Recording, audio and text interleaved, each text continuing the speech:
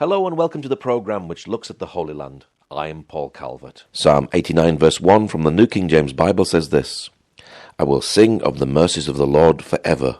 With my mouth I will make known your faithfulness to all generations. I'm with David Brummer, who's a freelance journalist. Now, David, what sort of organisations do you work with as a freelance journalist? So I've worked previously with things like I-24 News. I've been at the Jerusalem Post previously and also Times of Israel. And most recently with WorldNet Daily, which is run by evangelical Christians in America. They're kind of like the pro-Trump Second Amendment kind of people, and they're very happy that Trump won in November. And they take a look with a sort of Christian slant to the news, and that's basically what they do. And what sort of area do you actually cover here in the Middle East? So I was covering Israel and the Middle East. I was doing a Israel/Middle East morning brief, so looking at interesting stories from Israel, which at the moment tended to be dominated by the war, and then other things going on in the Middle East, things to do with Iran and Turkey, Egypt, Qatar, those sorts of things. And of course there's so many stories here in the Middle East, isn't there? It's hard to kind of like whittle it down. There's so much going on. I was supposed to do about 15 stories, like briefs on them, and there could have been double that on some days, so yeah. And how long have you lived here in the Holy Land? I have been here since July 2007, so coming up for 18 years. Was it fearful coming to Israel? I don't think it was fearful. It's funny, I had only been here 5 times in my life before deciding to live here, and the longest time I'd ever spent here was a month when I was 16, sort of post-GCSEs on a tour group. So I got some feel for the country, but I didn't really have a full understanding of what it was. So I don't know if it was fearful. I think excitement was probably the main emotion. And is this a good place actually to be based as a journalist? I mean, just look at all the news organizations who, I know that Matty Friedman, who used to be at the AP, he said that when he was working there, and he stopped there, I think in 2014, that it had dozens of people covering this area of the world and had very few for the rest of the world. So this is really where the news, if you're here, this is where the news is at. So. Now, Israel is at war for over 500 days. Has that kept you very, very busy? Yes, absolutely. I mean, at the moment there's a bit of a lull, although I'm not sure if there's going to be a resumption of sort of active hostilities as they were about a month or so ago. But there's always stuff going on. There's now there's a hostage deal, and before there were actions, there was Gaza and Lebanon. So it's definitely full on. Have you been able to interview some of the hostage families?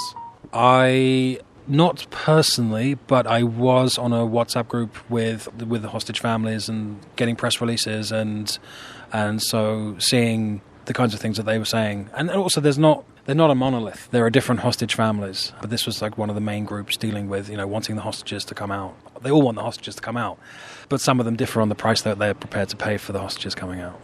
Must be heartbreaking just to hear their stories, isn't it? It's terrible. And seeing the footage from recently of the emaciated men coming back and knowing that, those were sort of, quote-unquote, the better ones is very difficult. Yeah, it's been extremely traumatic, obviously, for the last 16 months or so.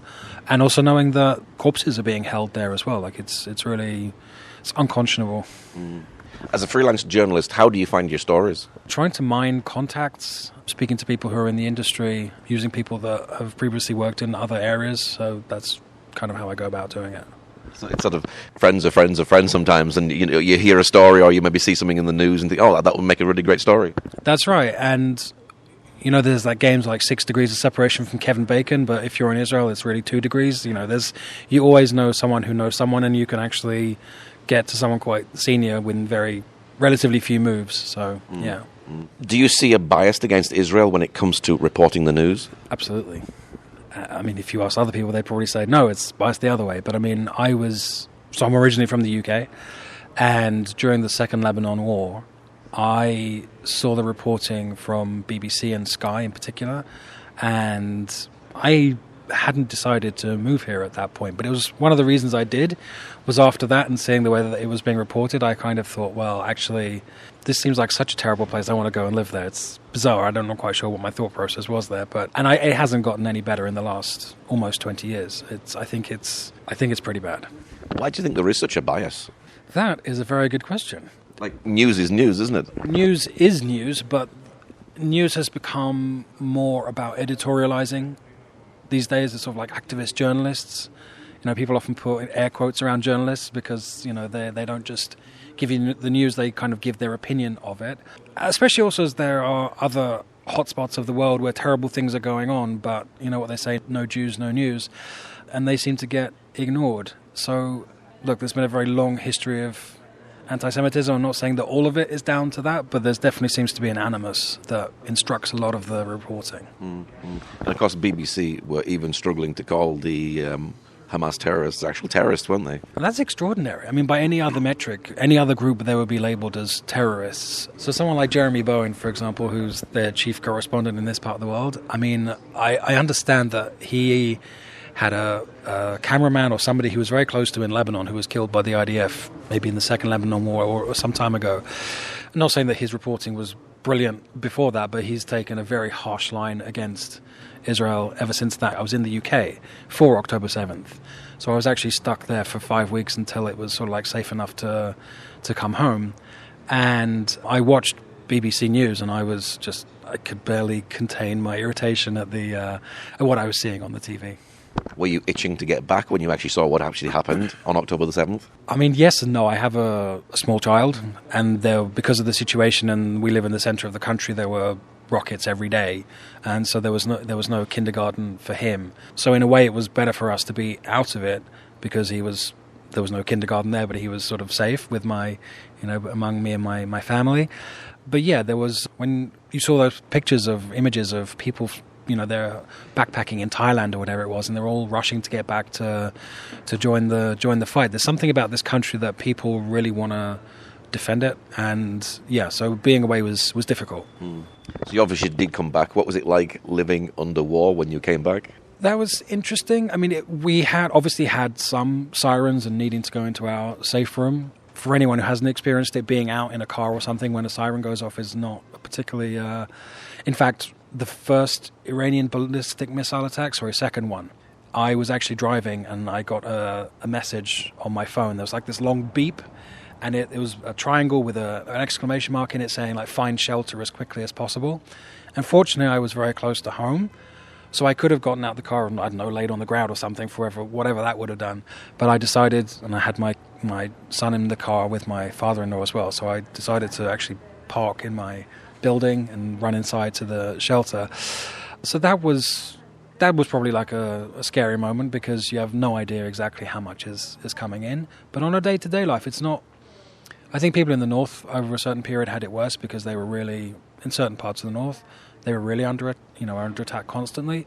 And by the time we got home, it was less, but there was still some action, and obviously it was much closer to the actual time of the event. And I think that was...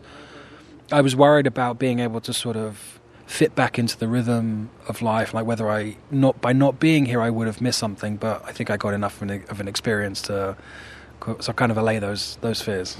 We've talked about some of the bad journalists. Who were some of the best? Who were some of the best journalists? And there's a whole bunch of good journalists. There's people like Lahav Harkov, who's at the Jewish Insider. There are Matty Friedman, when he writes, I don't know if he'd consider himself a journalist now, but he's a fantastic writer. Chaviv Retigur, who's at the Times of Israel, who appears now on his own podcast. He's very insightful. Seth Frantzman at the Jerusalem Post, who also is with the Foundation for the Defense of Democracies. And Jonathan Spire, who's with the Middle East Forum, among other things. And he's actually reported from the situation in Syria. He was there after the fall of Assad, and he was actually in Syria before the fall of Assad as well. So he's kind of compares, but he's excellent and well worth following up on. And of course, getting good journalism is very important because it actually is a basis of how you think, isn't it? So what you see written is you're probably going to believe. So if it's bad journalism, you're going to believe it. That's true. And these people they're scrupulous, they check their sources, whether they have biases, maybe, but it doesn't come out overly in what they're writing, and they give you the information as kind of as it's told to them with some interpretation as well. And I think that's really important, and then you can make your own mind up, not, kind of having some sort of party line that they stick to assiduously. Do you think some bad journalism is just basically anti-Semitism? I wonder what the motivation for it is. I mean, it depends what you determine as bad journalism. I mean, if it's sort of let's take it for instance. Maybe this is a good example. The Hamas, Gaza Health Ministry figures of casualties. Now, for the people living here who are in the know, you don't take that as gospel. You can't just assume, for example, the Al-Ali hospital incident, where within minutes, an hour, let's be generous, maybe it was an hour, they were saying that 500 people were killed by the IDF, and then it turned out that it was, not only did the IDF not do it, it was hit a car park, not the hospital, and it was one of the Gazan terrorist groups who shot the rocket. But then that was parroted across the world, and you have people in influence who said, oh, it's a war crime and all the rest of it. And I'm not quite sure why the people reporting on it would report on it that way without, just accept as gospel. And in the same way that somebody, a spokesperson from the Israeli government or an Israeli government minister, I wouldn't necessarily just accept what they say as being the truth. You have to figure it out for yourself. And of course, when organizations like the UN say, oh, there's been this many people killed, they're getting their figures from Hamas. So you can say, oh, well, it's the UN that's saying it. Well, it's not really the UN that's saying it. It's Hamas that's saying it, isn't it? That's absolutely true. And the United Nations is really a baffling organization to some degree.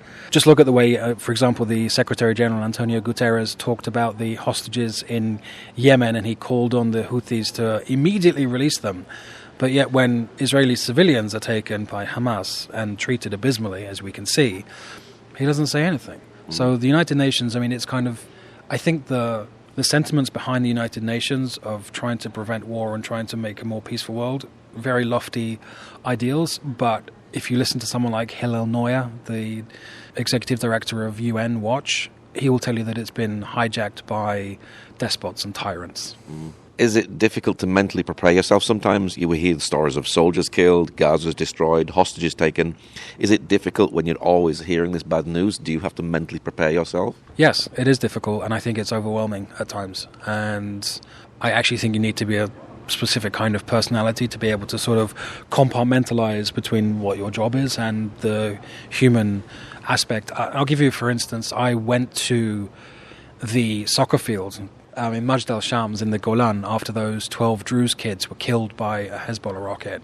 And, there were families there who were grieving. There were people from the local municipality. The mayor spoke to us. And that was clearly an extremely difficult and emotional situation. And that's hard. We're humans. The people who are involved are obviously humans. And, you have to have a heart of stone not to be affected by things that you see and hear. What is your hope for the future of Israel? Other than the rebuilding of the Third Temple? There's a lot to hope for. Good, sound leadership. I make no comment as to whether we're having that at the moment. I think that a new generation of Palestinian leaders need to emerge who don't necessarily want the destruction of Israel. I think that has to be a reasonable starting point.